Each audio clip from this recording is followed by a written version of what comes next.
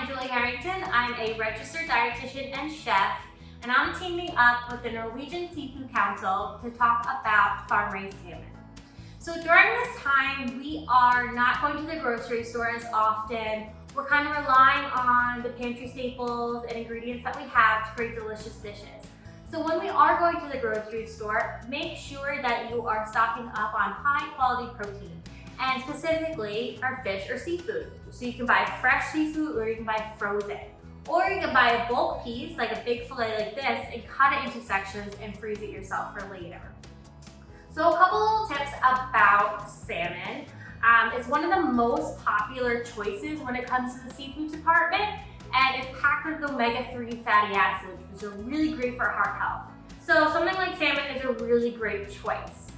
I had the wonderful experience of actually going to Norway with the Seafood Council, and we got to explore and really understand the environment that these farm-raised fish are living in.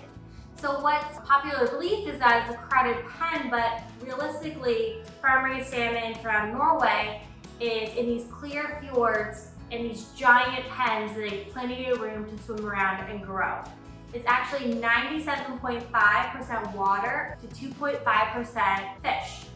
So when we actually got to take out a boat there, we got to see it firsthand and see actually how happy the fish were. And when the veterinarian, again, they have a veterinarian staff to just monitor the salmon all day to make sure they're nice and healthy.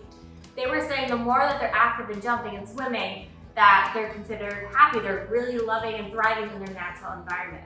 What's really interesting too is you're able to really monitor and really look at the salmon at all times. There's cameras watching them.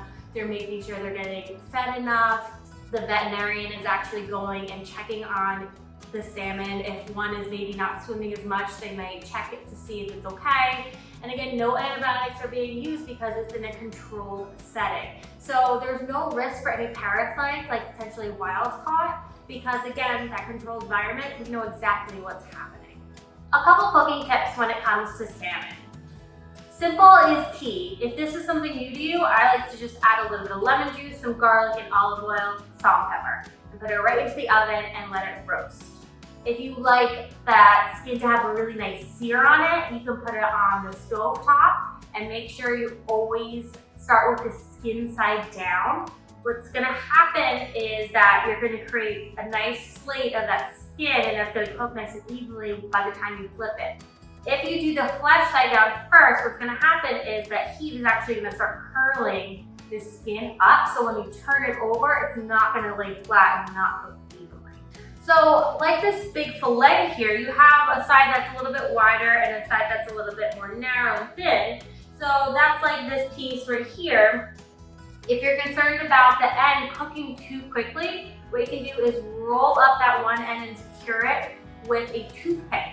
And this way it can ensure some even cooking time. So a couple things you can do with your salmon is you can prepare it and serve it up alongside some vegetables or whole grain to make a nice balanced meal. But always cook enough for leftovers, because then you can add that salmon onto a salad.